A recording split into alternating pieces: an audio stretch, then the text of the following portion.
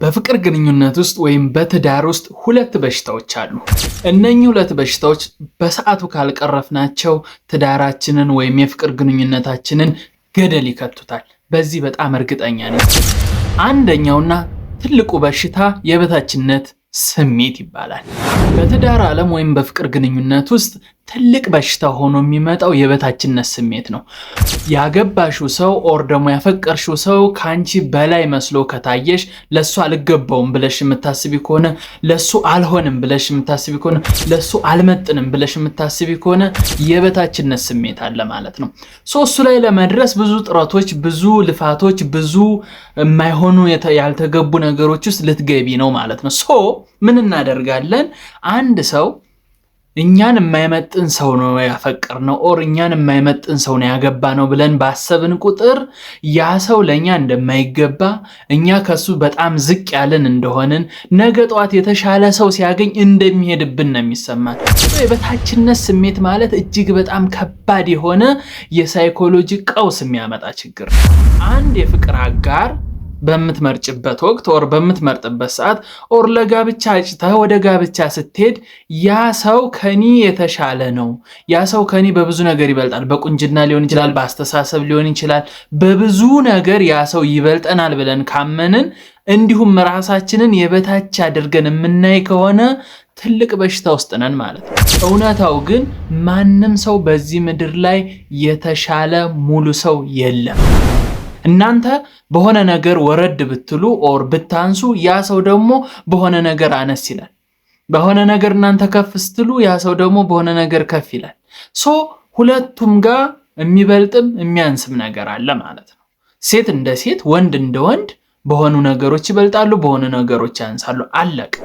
ሁለተኛው እንደገመታችሁት የበላይነት ስሜት ወይም እኔ የተሻልኩ ነኝ የሚል ስሜት በፍቅር ግንኙነት፣ በትዳር ዓለም ኦር በጓደኝነት በማንኛውም ህይወት ውስጥ ይሁን ከኔ የተሻለ ሰው የለም ብሎ የሚያስብ ሰው። የበላይነት ስሜት በጣም ከባድ መጥፎ ነው። ሰዎችን ዝቅ አድርጎ ማየት፣ ሰዎችን ከናንተ በታች ረግጦ መያዝ ማለት ነው ባጭሩ። ይሄንን ስሜት ሊሰማን የሚችለው አንድ ከቤተሰብ በወረስነው ነገር ሊሆን ይችላል። አንተ ጎበዝ ነህ፣ አንተ ትችላለህ፣ አንተ ከሁሉም የተሻልክ ነህ፣ አንተ ትችላለህ፣ አንቺ ቆንጆ ነሽ፣ አንቺ ከሁሉ የተሻልሽ ነሽ፣ አንቺ በጣም ንግስት ነሽ፣ ከሁሉ በላይ አንቺ አንደኛ ነሽ ተብለን ስናድግ ይሄ ስሜት ይመጣል። ሁለተኛ ከብዙ አካላቶች አድናቆት ሲመጡልን አንተ ትችላለህ፣ ጎበዝ ነህ፣ በጣም ጎበዝ ነህ፣ ሁሉም ካንተ በታች ነው እኮ።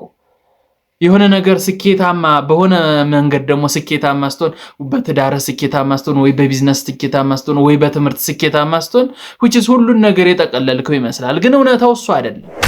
በብዙ ነገር ተሸንፋል፣ በብዙ ነገር የበታች ነህ፣ በብዙ ነገር የወረድክ ነህ። ያን ማሰብ ያስፈልጋል። የበላይነት ስሜትም በተለይ በትዳርና በፍቅር ህይወት ውስጥ በጣም መጥፎ በሽታ ነው። እንዲሁም የበታችነት ስሜት እጅግ በጣም ከፍተኛ የሆነ ጠላታችን ነው ማለት ይቻላል። እነኚህን ሁለት ስሜቶች ከውስጣችን ፈንቅለን የምናዋጣው ማንም ሰው ከማንም ሰው በላይም በታችም አይደለም።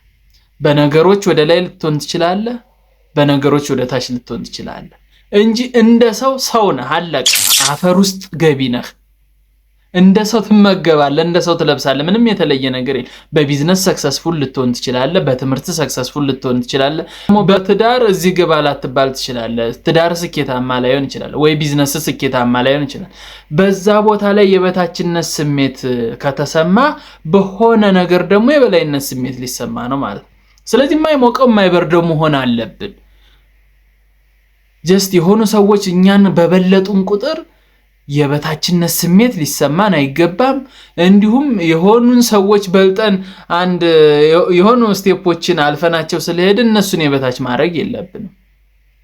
ያን ስሜት ማጥፋት ያስፈልጋል።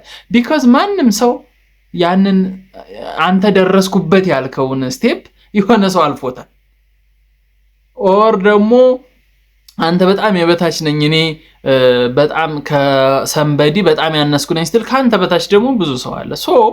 ሊሞቅህ ሊበርድህ አይገባም። ባለህ ነገር በጣም ደስተኛ መሆን፣ እንዲሁም ለኔ የሚገባ ነገር ፈጣሪ እየሰጠኝ ነው ብሎ ማመን ያስፈልጋል ብዬ አስባለሁ። ከተመቻችሁ ላይክ በማድረግ እንዲሁም ሰብስክራይብ በማድረግ ቤተሰብ ሁኑ። በቀጣይ በአዲስ ቪዲዮ መጣለው።